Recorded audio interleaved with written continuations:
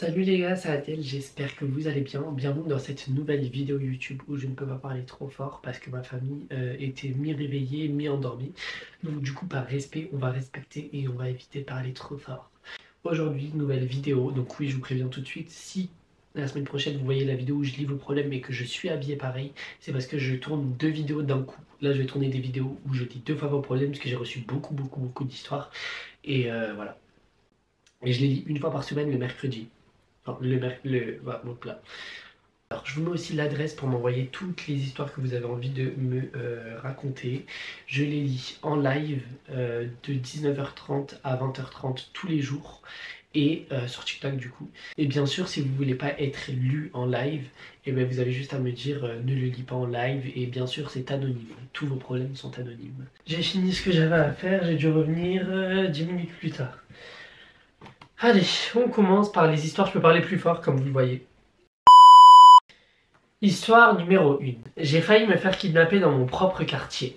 Donc déjà je suis belge, donc mon histoire se passe en Belgique. Je suis dans une petite école, près d'un bois, et je suis dans un quartier grave cliché avec des fêtes de voisins, etc. Ok. Par contre, le quartier est grave mystérieux. Oui, ma chérie, tu es en train de me dire que Beyoncé va faire des rituels là-bas. Donc un jour, c'était un mercredi, je m'en souviens très bien. Ce jour-là, c'était incroyable, j'avais terminé les cours à 11h20. Mais j'étais resté à l'école 20 minutes parce que j'avais une pote qui devait repasser un test. J'ai voulu l'attendre, mais après je suis parti parce que ça allait prendre plus de 20 minutes. Donc je rentre seul, mais c'était l'après-midi, donc grave tranquille. J'arrive devant un petit sentier que je prends tous les jours, et il y avait un homme, il avait tout... Et là il y avait un homme, il avait le tout rouge. Hein. Et là il y avait un homme, il avait les joues toute rouge, mais alors là vraiment rouge. Il a commencé à me parler et il a dit des mots incompréhensibles, genre Ilinagiga, bref. Après, je lui ai rien dit et je reprends mon chemin. Il a commencé à me crier dessus, toujours avec ces mots incompréhensibles, genre Anya Bafala Brave. Ensuite, j'ai pris un chemin différent et il m'a pas suivi, j'ai vraiment flippé. Ok, donc là on est sur une histoire de... En fait, j'ai pas compris. Parce que la personne me dit j'ai failli me faire kidnapper. Mais guys and girls, c'est pas ça kidnapper? Oui, enfin c'était un vieux, t'es tombé sur un vieux fou quoi. Mais tu m'as pas... Enfin en fait l'histoire là elle porte pas forcément de fait par rapport à un kidnapping ou le fait qu'ils te suivent. Ça peut être très terrifiant, ça par contre je ne crache pas dessus. Mais du coup j'ai pas compris pourquoi tu m'avais dit kidnapping. Mais en tout cas, sache que j'ai vécu une chose similaire, c'était à Paris. Et c'est une dinguerie comment ça fait archi peur, t'as peur de sortir de chez toi. Tu te dis qu'à tout moment tu le recroises et tout. Et moi vous savez que j'ai peur pour rien. Genre un jour il y a un SDF qui m'a menacé de mort.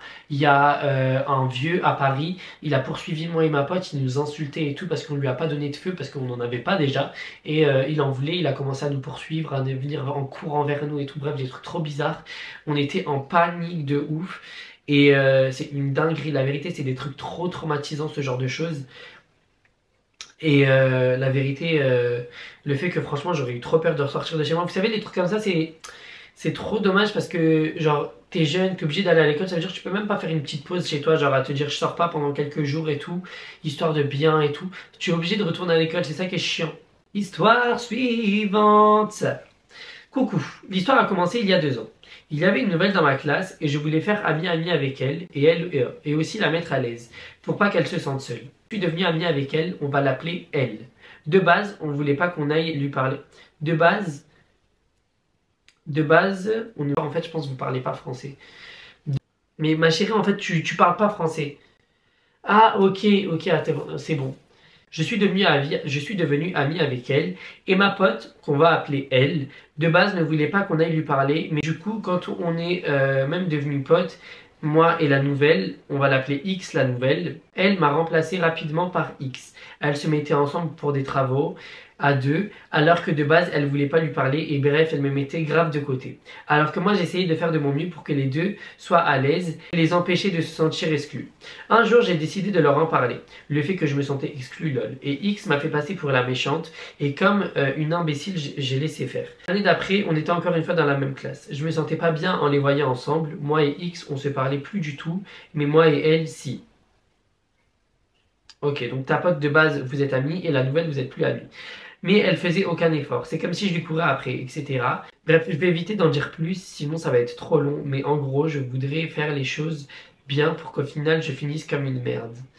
Oh my goodness, Margot, franchement, là, c'est vraiment une histoire de bouffon. En fait, t'as été entouré de deux bouffons. Déjà, la nouvelle, elle se prend pour qui? Je comprends pas pourquoi elle vient de faire passer pour la méchante, genre en mode oui, mais t'es folle, c'est toi qui es méchante, patati patata. X, redescends sur terre, ma sœur. Franchement, la fille qui m'a raconté cette histoire, ou le mec, ça sert à rien de te prendre la tête. Ne parle plus avec les deux. Je sais que ça va être super dur et super chiant parce que tu les verras toujours avec toi. Mais trouve-toi des nouveaux amis. Même si tu es seul au début, reste seul et fais-toi des nouveaux amis. Cherche d'autres amis dans des autres classes. L'établissement, il est suffisamment grand pour que tu trouves des amis dans des autres classes. Même si c'est pas dans ta classe, tu t'en fous de ouf. Parce que la vérité, c'est une dinguerie de rester ami avec ce genre de potes. Donc moi, je te conseille vraiment de plus parler avec eux et de faire comme si elles n'existaient plus. Tu vas voir, c'est elles qui vont avoir le seum. Histoire suivante. Coucou Edel, ça va? Non. Du coup, si tu veux, j'ai encore un seul grand-père sur tous les grands-pères que j'ai. Ça a toujours été ça a toujours été mon grand-père préféré. Et je lui envoie toujours de l'argent, tout ça. Faut savoir que ma famille, ils sont 10. En mode, mon père, il a eu 9 frères. En mode, mon père a 9 frères et sœurs. Non, ton père, il a 9 enfants, mon frère. T'as pas compris le principe d'une famille. Quand tu fais des enfants, ça s'appelle 9 enfants. Et si je me permets de le corriger, c'est parce que par rapport à l'histoire, vous allez comprendre. Il y a toujours eu des tensions à la maison. Une de mes tantes est actuellement en prison pour tentative de viol. Et deux autres de mes oncles ont fait de la prison. Mon grand-père a actuellement 87 ans. Donc t'imagines, avec mes cousines, on aime bien ranger sa chambre, tout ça, bref. Cet été, on a trié tous les documents et papiers qu'il y avait dans sa chambre. Je suis tombé sur une lettre avec un bisou. La lettre était écrite en arabe, vu que mon grand-père habite au Maroc. Personnellement, je ne sais pas lire l'arabe, donc je l'ai donné à ma grande cousine de 24 ans. Elle a directement caché la lettre et s'est renfermée sur elle-même. Le soir même, je suis allé vers ma tante et je lui ai dit que j'avais trouvé une lettre. Elle m'a dit que c'était rien et qu'il fallait que je zappe. Le lendemain, j'ai remarqué que la porte de la cuisine était fermée, donc je suis allé écouter derrière la porte et j'entendais ma cousine lire la lettre. C'était une lettre d'amour qu'une fille de 17 ans avait écrite à mon grand-père en 2008. J'avais déjà 3 ans et lui 72 ans. La dinguerie. Mon grand-père avait fait de la prison parce qu'il faisait passer les haggaras dans des camions en Espagne et en gros les sans-papiers, et il s'est fait choper. C'est à cette année-là que ma grand-mère est morte. Il était en prison en 2007, donc il trompait ma grand-mère avec une mineure. Le seul truc que j'ai su faire, c'était de mettre un verre de sel dans son plat. Il a fini à l'hôpital et je me suis senti soulagé. C'est une histoire de barbare. Mais il y a la suite. Parce que hier j'étais choqué, j'ai dit t'es mal à la famille déjà de base, c'est sûr que ça allait mal se finir et tout, c'est un gros pédo et tout, bref.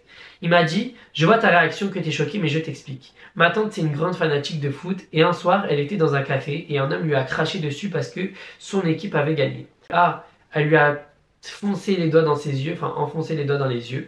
Elle a commencé à l'étrangler. Ensuite, un de mes oncles, il est parti en Espagne illégalement et une Espagnole l'a hébergé chez elle.